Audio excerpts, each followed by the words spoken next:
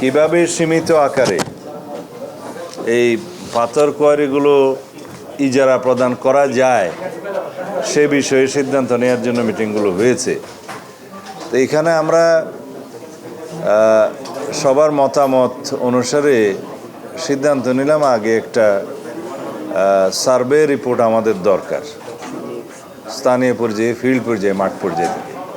তো এখানে বিভাগীয় কমিশনার সিলেট এর কে আহ্বায়ক করা হয়েছে, আর দুই জেলার সিলেট এবং সুনামগঞ্জ জেলার জেলা প্রশাসক এবং উভয় জেলার খনিজ সম্পদ মন্ত্রণালয়ের উভয় জেলা পরিবেশের যে প্রতিনিধি, পানি সম্পদ মন্ত্রণালয়ের প্রতিনিধি, আর কাকে দিলাম,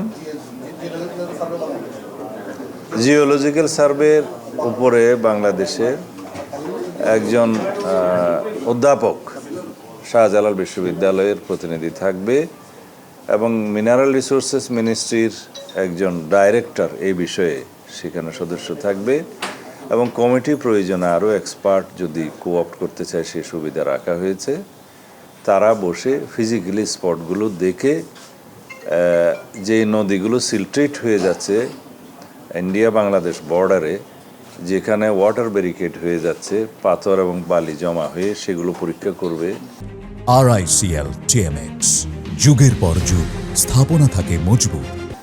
আর যে সমস্ত জায়গায় নদী ভাঙ্গনের কারণে আমাদের সীমান্ত পরিবর্তন হয়ে যাচ্ছে সেটা পরীক্ষা করবে। কি পরিমাণে, কত গভীরতায় এই পাথরগুলো উত্তোলন করলে পরিবেশ সংরক্ষণ করা হবে, আহরণ করলে সে ব্যাপারে সাজেশন দিবে এবং কোন কোন জায়গায় আমাদের পর্যটন স্পট আছে আর কি, সেই সমস্ত জায়গায়, যেমন সাদা পাথরের একটি স্পট আছে, বিছানাকান্দি আছে, ভোলাগঞ্জ আছে, বিভিন্ন জায়গায় আমরা যাতে পর্যটক আকর্ষণ করতে পারি সেইটাও তারা এখানে সাজেশন করবে। সেই সমস্ত জায়গায় যাতে আমরা অন্তত একটা শাসনের মধ্যে রাখতে পারি। আইন শৃঙ্খলা বাহিনীর ভূমিকা আছে এখানে, 2 এসপিকেও সেখানে মেম্বার হিসেবে রাখা হয়েছে, যাতে দুর্বৃত্তায়ন না হয় এবং পাথর লুট না হয় সেগুলো তারা সাজেস্ট করবে। এই সমস্ত বিষয় বিবেচনা রেখে আমরা একটা এই পাথর সংক্রান্ত, পাথর আহরণ এবং পরিবেশ সংরক্ষণ এবং আইনশৃঙ্খলা নিয়ন্ত্রণ এই বিষয়ে আমরা কিছু নীতিগত সিদ্ধান্ত নেওয়ার বিষয়ে বসছিলাম। আশা করি আমরা সমস্ত রিপোর্টগুলো পাবো এই লাস্ট অফ দিস মান্থ, তারপরে জুনের ফার্স্ট উইকে আমরা আবার বসবো। এখানে সবচাইতে গুরুত্বপূর্ণ বিষয় হচ্ছে বিভিন্ন পাথর কোয়ারি সম্পর্কে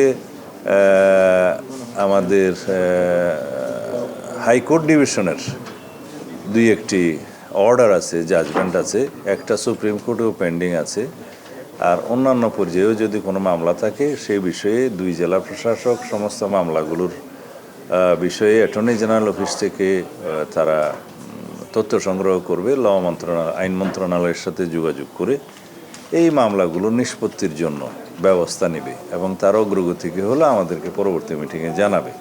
আমরা যাই করব আইন মেনে এবং আদালতের রায়কে মাথায় রেখে সম্মান জানিয়েই আমরা বিধি মোতাবেক করার চেষ্টা করব। ধন্যবাদ।